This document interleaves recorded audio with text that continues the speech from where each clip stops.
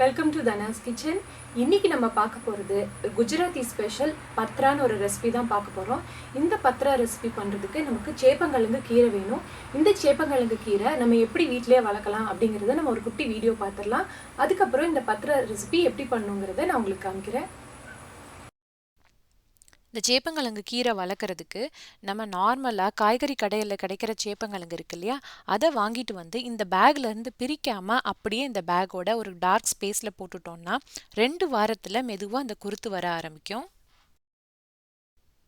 இப்போ அந்த குருத்தும் வேரும் வர ஆரம்பிச்சக்கப்புறமா இந்த கிழங்கு அப்படியே மண்லையும் நட்டு வைக்கலாம். அப்படி இல்லைன்னா அந்த குருத்தும் வேரை மட்டும் கட் பண்ணி அதை மட்டும் மண்ணில் வைக்கலாம். வெறும் குருத்தும் வேரும் மட்டும் மண்ணில் வச்சோம்னா அந்த செடி சீக்கிரமாக வளர்கிறதுக்கு கொஞ்சம் கஷ்டப்படும். இதுவே இந்த கிழங்கோட வச்சோம்னா அந்த கிழங்கோட எனர்ஜி எடுத்து சீக்கிரமாக வளரும். அந்த இலைகளும் நல்லா பெருசாக பச்சை பசேல்னு வரும். இப்போ பாருங்க, நான் ஒரு தொட்டியில் மண்ணும் மணலும் கலந்து வச்சுருக்கேன்.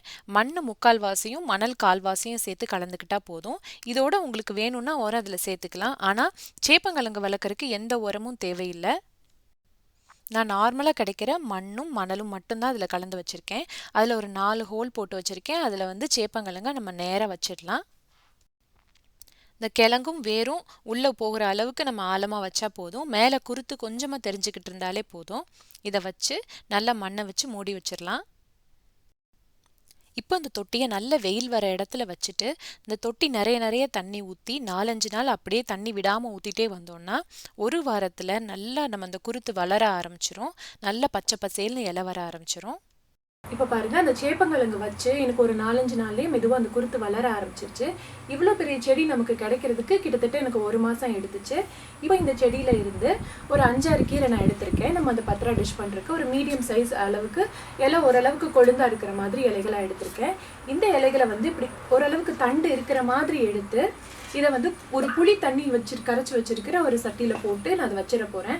இப்படி வச்சிருக்கிறதுனால என்ன ஆகும்னா, நமக்கு நார்மலாக அந்த சேப்பங்கிழங்குல ஒரு அரிப்பு இருக்கும் பார்த்தீங்களா, அந்த அரிப்பு எடுக்கிறதுக்கு நம்ம புளி தண்ணியில் போட்டு ஊற வைப்போம் இல்லையா, புளி தண்ணி இல்லை மோர் அது மாதிரி புளிப்பாக இருக்கிற ஏதாவது ஒரு இதில் நம்ம அந்த சேப்பங்கிழங்க ஊற வைப்போம் அந்த அரிப்பு எடுக்கிறதுக்கு. அதே ப்ராசஸ் தான் இப்போ இந்த இலைக்கும் பண்ண போகிறோம். இந்த இலையில இருக்கிற அரிப்பு லைட்டாக இருக்கும், அதை எடுக்கிறதுக்காக தான் இந்த புளி தண்ணியில் போட்டு வச்சுருக்கேன். நீங்கள் இந்த காம்போடையும் போடலாம், இல்லைன்னா காம்பை கட் பண்ணிட்டு அப்படியே இலையும் ஃபுல்லாகவே அப்படி டிப் பண்ணி வச்சிடலாம். இது இந்த சேப்பங்கிழங்கு கீரை வச்சு பத்ரா மட்டும் இல்லை, நம்ம பாலக் பன்னீர் மாதிரி பண்ணலாம்.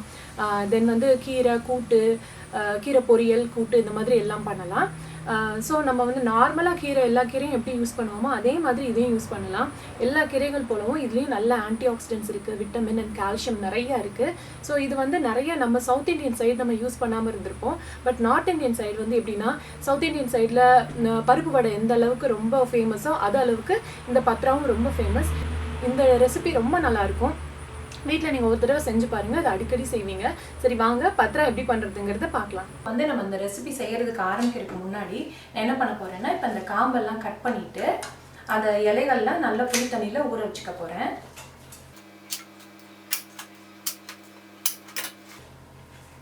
இந்த காம்பையும் நீங்கள் தூக்கி போட தேவையில்லை. ஏதாவது கீரை பொரியல் அந்த மாதிரி செய்யும் போது இதையும் ஆட் பண்ணி நம்ம செய்யலாம். இந்த கீரையோட தண்டு எப்படி டேஸ்ட் இருக்கும்னா, வாழைத்தண்டு பொரியல்லாம் செஞ்சால் எப்படி இருக்குமோ அந்த மாதிரி இருக்கும். இதில் பொரியல் பண்ணலாம், ரொம்ப டேஸ்டியாக இருக்கும். இது நல்லா ஊறட்டும், புளி தண்ணியில் ஊறட்டும். நம்ம அதுக்குள்ளே இதில் இலைக்குள்ளே வச்சு நம்ம மடித்து வேக வைக்கணும் இந்த இலையை. ஸோ அதுக்கு தேவையான பொருளை ஃபஸ்ட்டு நம்ம ரெடி பண்ணிடலாம். இப்போ இந்த இலைக்குள்ளே வச்சு நம்ம மடிக்கிறதுக்கு ஒரு பேஸ்ட் ரெடி பண்ணணும். அந்த பேஸ்ட் பார்த்திங்கன்னா கடலை மாவில் தான் செய்ய போகிறோம். இந்த கடலை மாவு 1 கப், மஞ்சள் தூள் 1 பிஞ்ச், மிளகாப்பொடி ஒரு 1/2 டீஸ்பூன் சேர்த்துருக்கேன். அதோட இஞ்சியும் பச்சை மிளகாயும் சேர்த்து அரைச்ச ஒரு பேஸ்ட்டு. இதில் இஞ்சி ஒரு 1/2 இன்ச் போதும், பச்சை மிளகா ஒரு 2 பச்சை மிளகா, அதையும் இதில் சேர்த்துக்கிறேன். அதோட இது ஜீரகத்தூள், இது உங்களுக்கு ஆப்ஷன் தான். ஜீரகத்தூள் வேணும்னா சேர்த்துக்கலாம், இல்லைன்னா நீங்கள் அவாய்ட் பண்ணிக்கலாம். நான் ஒரு 1 பிஞ்ச் மட்டும் இதில் சேர்த்துக்க போகிறேன். அப்புறம் இதோட வெல்லம் கொஞ்சமாக சேர்த்துக்கிட்டிங்கன்னா உங்களுக்கு இதோட டேஸ்ட் இன்னும் சூப்பராக இருக்கும். நான் ஒரு 2 பிஞ்ச் மட்டும் இதில் வெல்லம் சேர்த்துக்க போகிறேன். அதோட புளித்தண்ணி 1 டேபிள் ஸ்பூன் அளவுக்கு புளித்தண்ணி இதில் சேர்த்துக்க போகிறேன். இதோட சும்மா ஒரே 1 பிஞ்ச் அளவுக்கு பெருங்காயம், அப்புறம் உப்பு இதுக்கு தேவையான அளவு ஒரு 1/2 டீஸ்பூன் கிட்ட இப்போ நான் சேர்த்துக்கிறேன். அப்புறம் நம்ம வேணும்னா நம்ம டேஸ்ட் பார்த்துட்டு சேர்த்துக்கலாம். இதோட தேவையான அளவு தண்ணி சேர்த்துக்கலாம். ஒரு 1/2 கப் அளவு தண்ணி மட்டும் இப்போ சேர்த்து கலந்துக்கோங்க. வேணும்னா அப்புறம் எக்ஸ்ட்ராவாக நம்ம சேர்த்துக்கலாம். இன்னுமே கொஞ்சம் தண்ணி சேர்த்து கலந்துக்கலாம். இப்போ வந்து ஒரு ஸ்பூனில் எடுத்து இந்த மாவு அப்படி போட்டோம்னா இந்த மாதிரி விழுகணும் மாவு. பாருங்கள், இந்த அளவுக்கு கன்சிஸ்டன்சி இருந்தால் போதும். பாருங்கள், நான் இப்போ அந்த க்ளீனிங்க்கு ஈஸியாக இருக்கும் அப்படிங்கிறதுக்காக கீழே வந்து நான் வந்து பிளாஸ்டிக் ரேப் விரிச்சுக்கிறேன். ஸோ கீழே வச்சு நம்ம வந்து இலையை வச்சு மடிக்கிறதுக்கு ரொம்ப ஈஸியாக இருக்கும். நல்ல பெரிய பிளேட்டோ இல்லை சொலகோ அந்த மாதிரி இருந்துச்சுன்னா நீங்கள் அதை கூட கீழே போட்டுக்கலாம். பாருங்கள், இந்த புளி தண்ணியிலேருந்து எடுக்கிற இலையை இப்படி வச்சுட்டு இங்கே மேலே கெட்டியாக இருக்கு இல்லையா, அந்த நரம்பை நல்லா ஷார்ப்பாக ஒரு கத்தி வச்சு கீறி எடுத்துக்கோங்க. ரொம்ப எலசாக இருக்கிற நரம்பெல்லாம் எடுக்கணும் தேவையில்லை. அது அழகாக மடிஞ்சு வந்துடும் நமக்கு. இந்த சேப்பங்கிழங்கு பார்த்தீங்கன்னா அழகாக நீங்கள் வந்து காய்கறி கடையிலேருந்து கிழங்கு வாங்கியே அழகாக வீட்டில் வச்சு வளர்க்கலாம். அதுவே சூப்பராக வரும். நான் அப்படி தான் வச்சு எனக்கு ரொம்ப நல்லா வந்திருக்கு செடி. அவ்வளோதான். இப்போ பாருங்கள், இலை ரெடி ஆகிடுச்சு. இந்த இலையில முதல்ல இருக்கிறதுலே பெரிய இலையாக ஒன்று வச்சுக்கோங்க. அது வந்துட்டு இப்போ டார்க்காக இருக்கிற சைடை கீழே வச்சுக்கோங்க. லைட்டாக இருக்கும் பார்த்தீங்களா, இந்த மாதிரி சைடை இப்படி வச்சுக்கோங்க.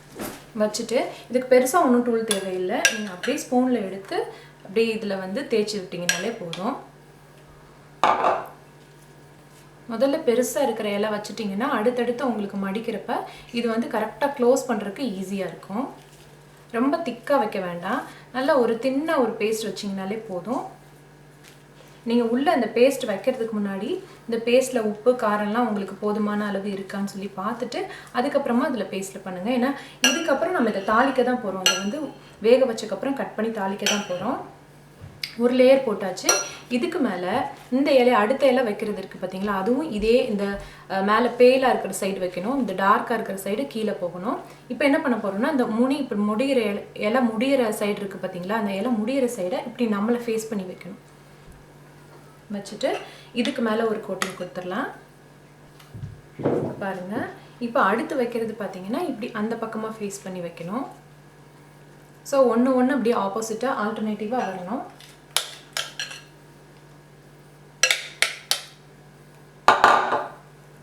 இந்த கீரை வந்து சவுத் இந்தியன் சைடு நம்ம ரொம்ப யூஸ் பண்ணுறதே கிடையாது. பட் அது உடம்புக்கு ரொம்ப நல்லது.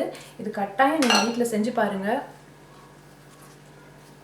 நீங்கள் ஒரு தடவை அந்த கிழங்கு வச்சிட்டிங்கன்னா போதும், அடுத்த வந்து உங்களுக்கு 1 மாதத்தில் இந்த கிழங்கு நல்ல பெரிய பெரிய இலையாக கொடுக்க ஆரம்பிச்சிடும்.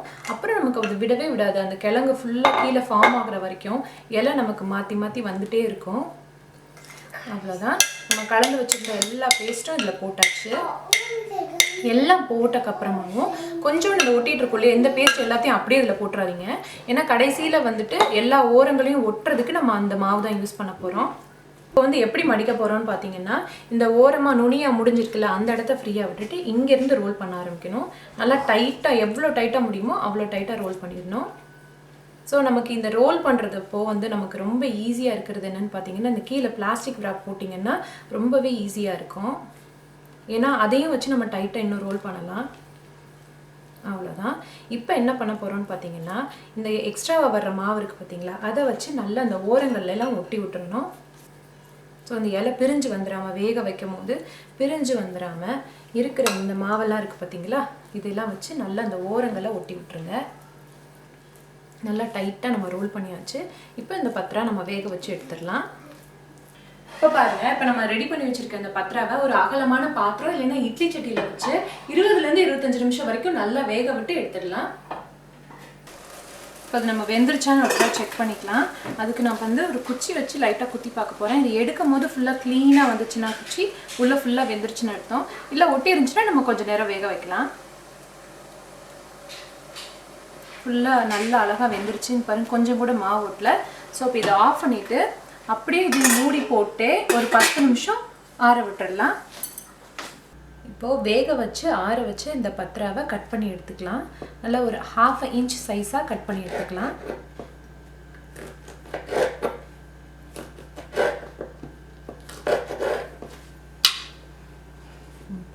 பாருங்கள் எவ்வளோ அழகாக வந்திருக்குன்னு. இதை வந்து நம்ம 2 பக்கமும் நல்லா ஃப்ரை பண்ணி எடுக்கணும். லைட்டாக ஷாலோ ஃப்ரை பண்ணால் போதும், ரொம்ப டீப் ஃப்ரை பண்ணணும்னு அவசியம் கிடையாது. இது எப்படி தாளிக்கணும்னு பார்க்கலாம். இப்போ பாருங்கள், இப்போ இந்த பத்ரா தாளிக்கிறதுக்கு நான் ஒரு 2லேருந்து 3 டீஸ்பூன் அளவுக்கு எண்ணெய் சேர்த்துக்க போகிறேன். பாருங்கள், இப்போ இந்த எண்ணெய் நல்லா சூடானதுக்கப்புறமா ஒரு 1/2 டீஸ்பூன் அளவுக்கு கடுகு நல்லா பொரிஞ்சு வந்ததுக்கப்புறமா 1/2 டீஸ்பூன் அளவு எள்ளும் சேர்த்துக்க போகிறோம். கடுகு நல்லா பொரிஞ்சு வந்துருச்சு. இப்போ எள்ளு சேர்த்துக்கலாம். நல்லா ஒரு 1/2 டீஸ்பூன் அளவு எள்ளு சேர்த்துருக்கேன். இது நல்லா பொரிஞ்சதுக்கப்புறமா இதில் பத்ரா ஒன்றா சேர்த்துடலாம்.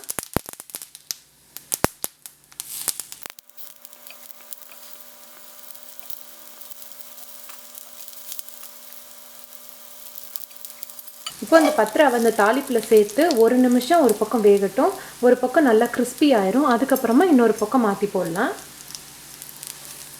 இந்த அளவுக்கு நல்லா ப்ரௌன் ஆகிற வரைக்கும் நல்லா வறுத்துட்டு இன்னொரு பக்கம் திருப்பி போட்டுடலாம். அவ்வளோதான், நல்லா சூப்பராக பத்ரா ரெடி ஆயிடுச்சு. நல்லா 2 பக்கமும் ரோஸ்ட் பண்ணி நல்லா ப்ரௌனிஷாக கிறிஸ்பியாக இருக்குது.